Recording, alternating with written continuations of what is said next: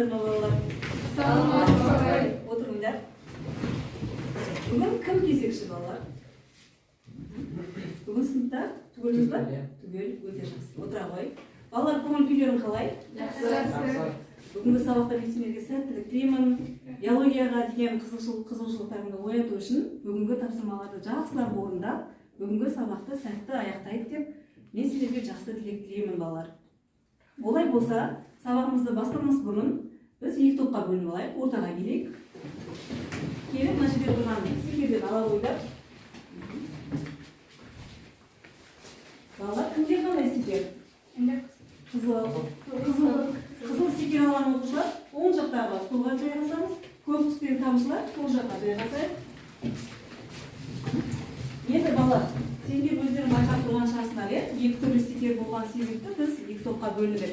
Бірінші топтың атын эритроцит деп алайық. Екінші топты лейкоцит деп алайық, балалар. Енді осы жерде біз эритроцит дегеніміз не? Әр топ өзінің тобының атына байланысты осы терминге шамалы болса да анықтама беріп жіберейік. Эритроцит дегеніміз қанның құрамындағы қызыл түсті ядросы жоқ жасуша.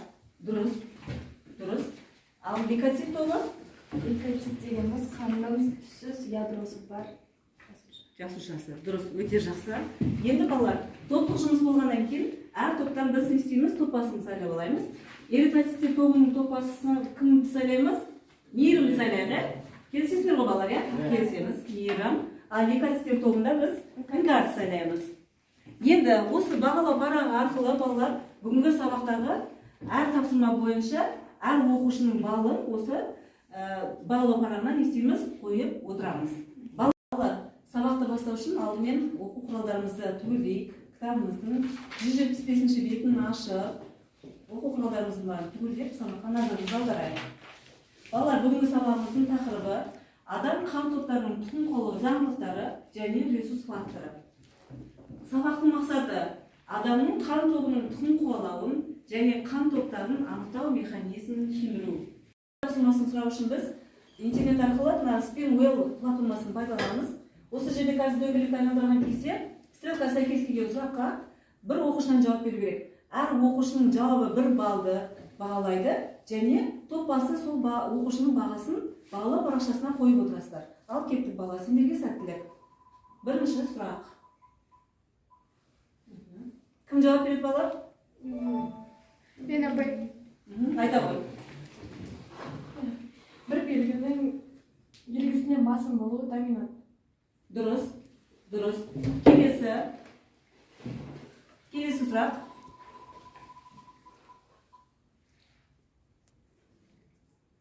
Генетикалық. Кім жауап береді? Апай мен. Айта қой. Айару. Генетикалық есептер шығаруда қолданылатын тор көзі пенет торы. Өте дұрыс. Келесі сұрақ. Балалар. Мұқият болайық. Апай мен. Айта қой. Менделдің екінші саны ажырау заңы. Дұрыс. Тақырыбы қазақ поэзиясында айналып өтпеді.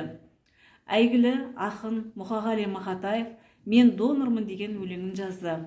Қазір Мерім сендерге осы өлеңді оқып береді. Мұқағали Мақатаев, мен донормын. Бәріңе, жасыңа да кәріңе, кімге қан керек, ішуге емес дәріге. Мен донормын, шипа болар қаным бар, қабылдаңдар, алыңдар. Менің жылы қанымның қасиетін таныңдар. Жоқ, ақшаға сатпаймын, аурулар алдында борышымды ақтаймын. Өмір беріп өзгеге өмірімді сақтаймын. Мен донормын, таза қан, сақ боласыз жазадан, сақ боласа қорегі, басқаның не керегі? Бәріңе, жасыңа да кәріңе, кімге қан керек, ішуге емес дәріге. Өте керемет, рахмет Мерім. Жаңа сабақты бастамас бұрын алдымен бейне сюжетті тамашалап алайық. Түрлі халықтар өз тарихында бір-бірімен соғысып жатса да, барлығында бірдей қан болады деп есептеген. Ойлары жақсы, бірақ толықтай дұрыс емес. Шын мәнінде біздің қанымыз әртүрлі. Қызыл қан клеткаларында гемоглобин деп аталатын ақуыз бар. Ол оттегімен бірақ қанның қызыл жасушаларында мембрананың сыртында тағы да бір күрделі ақуыз болады. Бұл ақуыздар антигендер деп аталады. иммундық жүйеге өз денесінің жасушаларын тануға, оларға бөтен адамдар ретінде шабуыл жасамауға мүмкіндік береді. А және В антигендерінің екі негізгі түрі сіздің қан тобыңызды анықтайды. Бірақ онда неге 4 қан тобы бар? Егер тек 2 ғана антиген болса, антигендер 3 түрлі аллельмен немесе белгілі бір геннің нұсқаларымен кодталады. А және В аллельдері А және В антигендерін кодтайды. Бірақ О деп аталатын аллель ол алардың ешқайсысын кодтамайды. Бірақ біз әр геннің бір көшірмесін әр ата-анадан мұра ететіндіктен, әр адамда қан тобын анықтайтын екі шан аллелі ерекшеленеді, онда бір басым басқа байланысқа үстемдік етеді. Қан топтары жағдайында А және В аллельдері. Егер сіз осы аллельдердің біреуін мұра етсеңіз, онда кодоминантқа байланысты сіз АВ тобын беретін А және В антигендерін аласыз. Аллель О рецессивті, сондықтан кез келген адамда жұпта басым түскен нәтижесінің шығады. А тобы немесе В тобы пайда болады. Бірақ егер біреуі екі аллельді мұра етсе, О организмінде А немесе В антигендерін сіз қан жасушаларын құру туралы бұйрық алады. Неліктен қан тобын білу өте маңызды? Қан қою жағдайында қанның дұрыс тобының болу-болмауы өмір мен өлімді шешеді. Егер А қан тобы реципиенттің антиденелері бөгде антигендерден бас тартып, оларға шабуылдардың пайда болу қаупін тудыруы мүмкін. Бірақ АВ пайда болмайды. Өйткені организм оны өзі деп санайды. Сондықтан Б реципиенттер болып табылады. Екінші жағынан О тобының қанында антигендер жоқ. Сондықтан оның иелері әмбебап донор болып, олардың иммундық жүйесі кез келген басқа қан тобынан бас тартатын антиденелерді шығарады. Өкінішке орай реципиенттерде донорларды таңдау антигендердің қосымша жүйелерінің, атап айтқанда, резус факторының болуына да байланысты. Резус фактор алғаш макака маймылынан алшылған резус. Ол қан топтары жүйесінде резустың оң немесе теріс, оның денесі плацентаға еніп, ұрыққа шабуыл жасайтын резус антиденелерін шығарады. Бұл құбылыс гемолитикалық сары ауру деп аталады. Және де кейбір халықтар қан тобы адамға әсер етеді деп санайды. Бірақ бұл туралы ғылыми дәлелдемелер жоқ. Адамдардың әртүрлі тұрғылықты жерлеріндегі қан топтары бар адамдардың пропорциялары әртүрлі болуы мүмкін. Бірақ ғалымдар мұндай айырмашылықтың не үшін пайда болғанын түсінбей келеді. Бұл мүмкін қан инфекцияларынан қорғалған немесе геннің кездейсоқ ауытқуына себеп болар. Шын мәнінде приматтарда бар 4 негізгі қан тобы иттердегі 13 қан тобымен салыстырғанда ұсақ түйек болып табылады. Жүктілік кезіндегі проблемаларды туындатуы мүмкін. Егер теріс резусы бар. Ал енді балалар бейне сюжет түсінікті болатын болса, онда біз енді оқулықпен жұмыс жасаймыз. Балалар оқулықтағы 175-ші бетті ашып, екі топ, екі түрлі мәліметпен жұмыс жасайық. Бірінші топқа 4 сұрақ бір сөз әдісі арқылы осы доминелеу, яғни кодоминанттылық деп аталатын тақырыпшаны осы жаңағы плакатқа түсіріп, ойлардың барлығын жинақтап, алдымен мәтінді оқып, одан кейін барып ойларды жинақтап, осы жерге не істейміз түсіреміз, иә? Тапсырма түсінікті ғой балалар, иә? Түсінікті. Ал екінші топқа Фрайер моделі, яғни Фрайер моделі бойынша 4 бөлімге балалар анықтама ерекшелігі, мысал және кері мысал. Осы резус фактор деген бөлімшені оқып, жақсылап, осы Фрайер моделіне не істейміз түсіреміз. Балалар екі топқа да сәттілік тілеймін.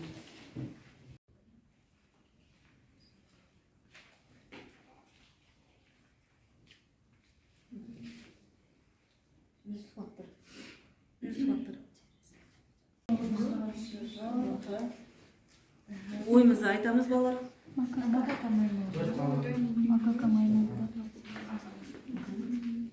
Барлығымыз атсалсамыз балалар.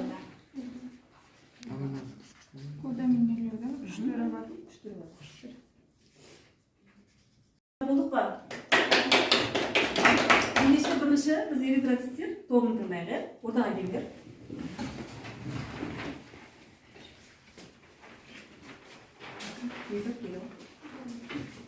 Сізге берілген тапсырма 4 сурет 3 сөз әдісі. Бірінші тапсырма бойынша кодоминелеудің 3 түрі бар. Біріншісі толық доминанттылық. Бұл тәжірибеде мендер ас бұршағын алады. Ас бұршағының сары және жасыл түсін алады. Сол кезде сары доминант болып, жасылды басып тастайды. Осы толық доминанттылық деп аталады. Толық емес доминант бұл тәжірибеге түн сұлу гүлін алады. Түн сұлу гүлінің қызыл және ақ түсін алған кезде екеуіне де ұқсамайтын қызғылт түсті гүл шығады. Осыны толық емес доминант деп аталады. Және кодоминанттылық. Бұл тек қанда болады. Анасы мен атасының қан тобын қосылған кезде екеуіне де ұқсамайтын қан топ шығады. Бұл жерде ко деген сөз нені білдіреді? Бірге бірлес. Деген өте жақсы. Келесі Ризаны тыңдайық. Бірінші қан тобы амебап донор деп аталады. Себебі бірінші қан тобы 2 мен 3-ке 4-ке де құйылады. Төртінші қан тобы амебап, яғни кез келген қан тобын өзіне қабылдай алады. Мәтінді оқыған кезде біз қызықты мәліметке тап болдық. Бұл пенетторы деп аталады. Егер де анасының қан тобы 1 болып, әкесінің қан тобы 4 болатын болса, екеуіне де ұқсамайтын ұрпақтың қаны шығарды. Қандай топтар шығады? 2 мен 3. Анасы 1 болғанда, әкесі 4-ші топ болған кезде, олардан туылатын балалардың қан топтары қандай болады екен? 2 мен 3 шығады. 2-ші және 3-ші топ болады екен. Яғни ата-анасының белгісі ешқандай қайталанбайды екен. Өте жақсы балалар, отыра қойыңдар. Ортаға келіңдер балалар. Тыңдап отырамыз балалар. Экспрессия мұқият тыңдап отырамыз. Бері қарай көрсетіп қояйық. Кайер әдісі бойынша біз 4 топқа бөлдік: анықтама, ерекшелігі, мысалы және кері мысал. Мен осы анықтамаға тоқталсам, резус фактор ерекшелері өз агглютиноген. Жер бетіндегі адамдардың 85%-ның резусы 10 болса, қалған 15%-ның резусы теріс. Дүние жүзі бойынша резусты RH деп белгілеуді ұсынған. Соңына тоқтала кететін болсақ, бір отбасында анасының резусы минус, яғни теріс болса, ал әкесінің резусы 10 болатын болса, онда олардан туылатын баланың резусы әкесінен тұқым болады. Яғни олардың бәрінде 10 болады. Ол кезде конфликт жүретін болады, яғни анасына қарама-қарсы. Ол кезде егер іштегі бала жаңа анасының резусы теріс, ал іштегі баланың резусы 10 болатын болса, онда ол бала гемолиттік сары ауруға шығуы мүмкін. Және де ол бала не шала толуы мүмкін, немесе іште жатып қайтыс болуы мүмкін. Осындай отбасылар болғандықтан қазіргі таңда көптеген алдын алу ұсынылып жатыр. Олардың үшеуін айта кететін болсам, бірінші және екінші жүктілік арасында кем дегенде 5-6 жыл үзіліс болу қажет. Және де босанған әйел 72 сағат ішінде антиген қабылдауы қажет. Ал үшіншісінде әйелінің резусы теріс, ал әкесінің резусы 10 болатын болса, онда олардың қан топтарын тізімге алып қарау қажет. Ал енді осы мысалға керісінше мысал жасайтын болсам, яғни отбасында әкесінің резусы теріс, ал анасының резусы 10 болатын болса, онда олардан туылған баланың резусы 10. Өйткені бізде оң резустың гені өте мықты болғандықтан оң резусты алады. Және бұл кезде анасының резусы 10, баласының резусы 10 болғандықтан, онда ол жерде ешқандай қиыншылық тумайды. Және де бұл жерде конфликт болмайды, және де бұл жерде иммундық жауаптың дамуына әкесі мүлдем қатыспайды. Өте жақсы бала. Керемет қорғау. Рахмет бала, сендерге отыра қойыңдар. Балалар, енді 175-ші беттегі кестеге қарасаңдар, 10-ші кестеге қарасаңдар, түрлі халықтардың қан топтарының арақатынасы деген кестеде ерекше қан тобы бар бір тайпаны көріңдер. Солай ма? Қараңдаршы балалар. Борора тайпасының үндістерінде барлық 100% қандай екен? Бірінші топтың қан тобы бар екен, балалар. Енді осыған байланысты балалар, мен қазір функционалдық сауаттылық бойынша екінші тапсырманы мынандай мәтін дайындап келдім. Жақсылап мәтінмен танысып, осы мәтіннің соңындағы сұрақтарға жауап береміз. Алдымен мәтінді мұқият оқып шығайық.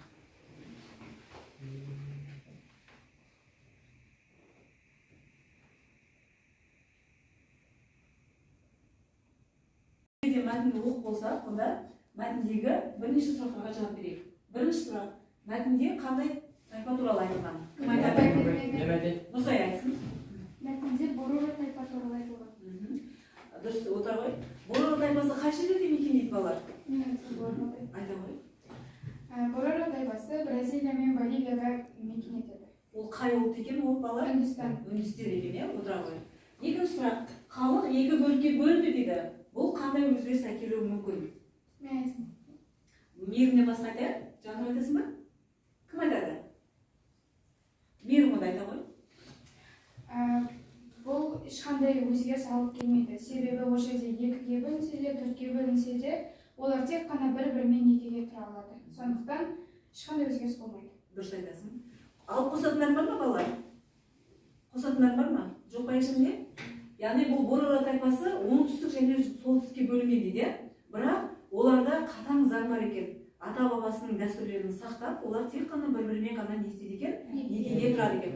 Сондықтан да сол жердегі мекен ететін Борора тайпасының барлық адамдардың қан тобы бірінші топ екен. 100% бірінші топ екен. Үшінші сұрақ.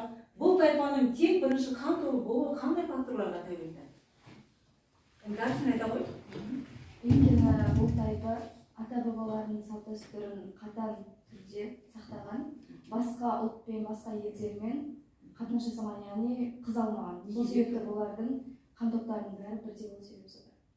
Дұрыс. Енді балалар, біздің халықта қандай дәстүр бар балалар? Осы қан тақырыбына байланысты. Қанның тазалығы. Қанның тазалығы. Ол қандай дәстүр балалар? Руға бөлінеді және 7 атаға дейін бір-бірімен туыс адамдар бір-бірімен еш уақытта қызаласпайды. Біздің қазақтар балалар басқа халықтардан ерекшелік еш жерде жазылмаған керемет заң бар. Біздің ата-бабамыз ерте кезден бастап, егер жақын адамдар бір-бірімен туыстық қатынасқа түсетін болса, онда олардан туылған баланың дүниеге әлсіз, нашар, ауру болып, еңбекке өте жарамсыз болып туатындығын байқағандықтан, 7 атаға толмайынша бір-бірімен қызаласпау дәстүрін осы күнге дейін сақтап келе жатыр. Яғни біз ата-бабамыздың дәстүріне біз мақтана білуіміз керек және сол дәстүрді ары қарай жалғастыруымыз керек екен балалар. Ал енді балалар үшінші тапсырма бізде жұлымды тап. Ортаға келейік балалар. Мына жердегі мозаикалардан алып, бір мозаиканы алып, бір-бірлерімен сәйкестендіріп, жұппен жұмыс жасаймыз. Жұптарын тапсып, жұптарды тауып, әркім өзінің жүрін мозаиканы құрастырып, жұппай кеуіп тұр, бірге отырамыз. Берілген тапсырма бойынша есептерді істейміз, шығарамыз. Жұпқа берілген тапсырма, әке-шешесінің қан топтары 4-ші топ болса, балалардың қан топтары қандай болуы мүмкін? Тақтаға жаза ғой. Ал біздің топқа берілген тапсырма, қаны 2 топты ер адам, қаны 3 топты әйел мен отбасын құрды. Егер ер адамда әйелде гетерозиготалы болған жағдайда, олардың балаларының генотиптері қандай болады? Жаза ғой.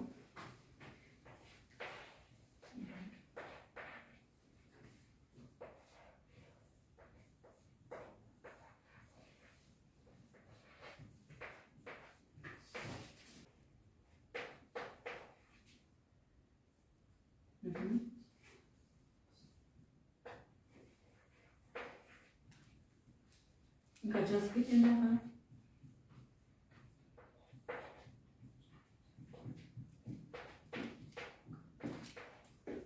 Айта ғой. Бұл жерде отбасыда анасының да әкесінің де қан топтары 4, яғни екеуі де бірдей болғандықтан олардан туылатын баланың қан топтары, яғни 4 баланың тобы. Бұл жерде 2-ші топта, 4-ші топта шығады. Бірінші баласына 2-ші топ, екіншісіне 4, үшіншісіне 2, төртіншісіне 4. Мерім сенде? Менде Әкесінің қан тобы нешінші топ болды?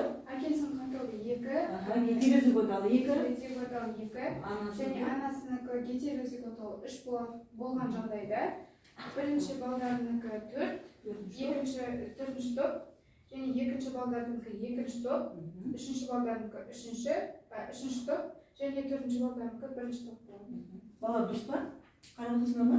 Дұрыс, яғни анасы 2-ші топ гетерозиготалы, ал анасы 3-ші топ гетерозиготалы болған жағдайда олардан барлық топтың балалары туылуы мүмкін екен. 1-ші, 2-ші, 3-ші, 4-ші топ екен. Бұндай балалар генетикалық осындай есептерді шығару, ол міндетті түрде өте қажет. Себебі кейде адамдардың арасында конфликт болуы мүмкін. Егер де жаңағыдай осындай дау-дамай болған кезде міндетті түрде олар медицинаға барып, генетиктермен осындай есептерді шығарып, семьясында осындай да балалардың дүниеге келуі мүмкін екендігін шығаруға болады екен. Отыра ғой. Қан топтарын анықтау ойынын ойнаймыз. Бірінші кім шығады? Бірінші ойыншы кім бізде? Қайсың шығасыздар? Кім батыр? Келе ғой. Мейірімнен бастайық. Жақсылап. Play tapping game деген сөз, яғни қан топтарын анықтау ойыны деген сөз екен, иә? Play басамыз, яғни ойын ойнаймыз.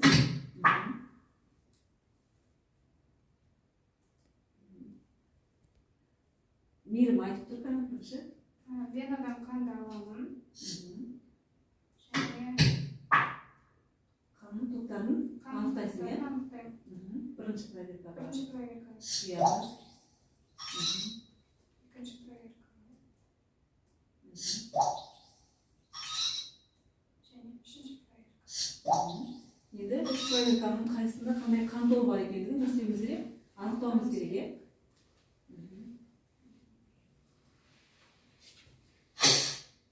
Қате.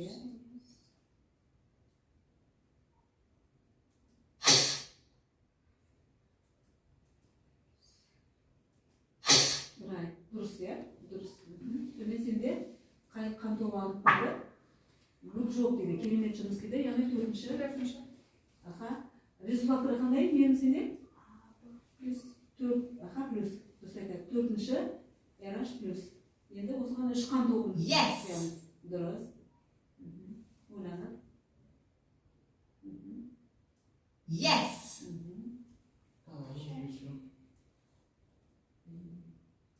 Yes.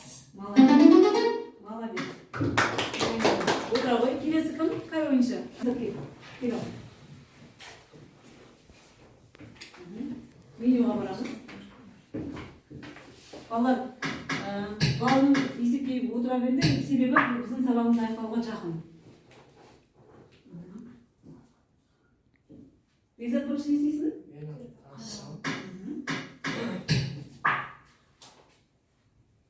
Не істейсің? Қан топтарын анықтайсың, иә? Бірінші проверкада агглютинация жүрді. Екінші проверкада агглютинация. Үшінші проверкада агглютинация жүрген жоқ. Кішкене ойланамыз, балалар?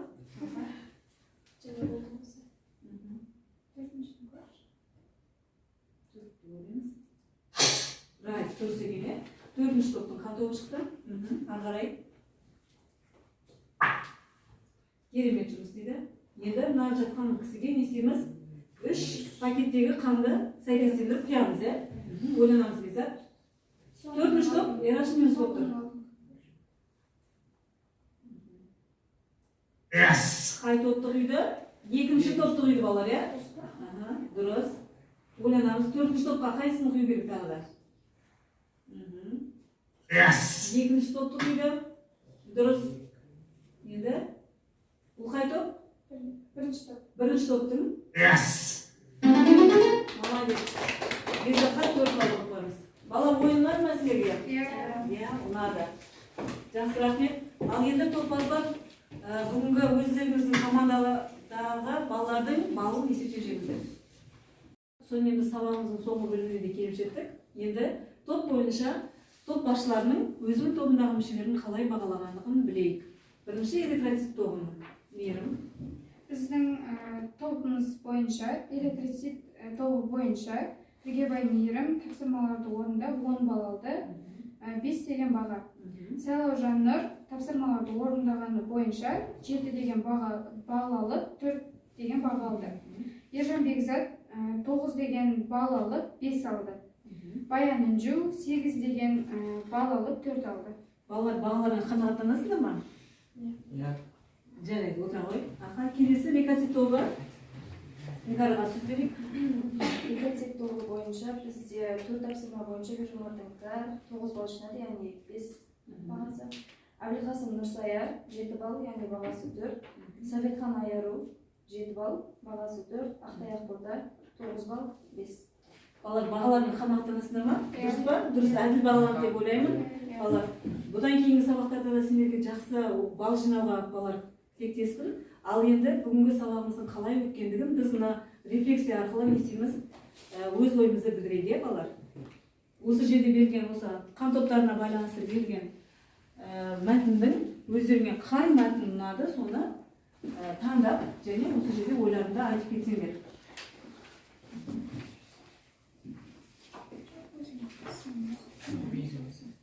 Сабақтың жүрүү барысында кимге кандай ой бар? Тигирек, аяруу, айта кой. Болду ғой. Мен 3-ші кантаны таңдадым. Өзіме көп мәлімет алдым. Менікі тағы да білгім келеді. Менің көбірек көңіл күйім. Ой, молодец, бала сіздерге сәттілік, рахмет. Бүгінгі сабаққа өте жақсы қатысқандарыңа рахмет.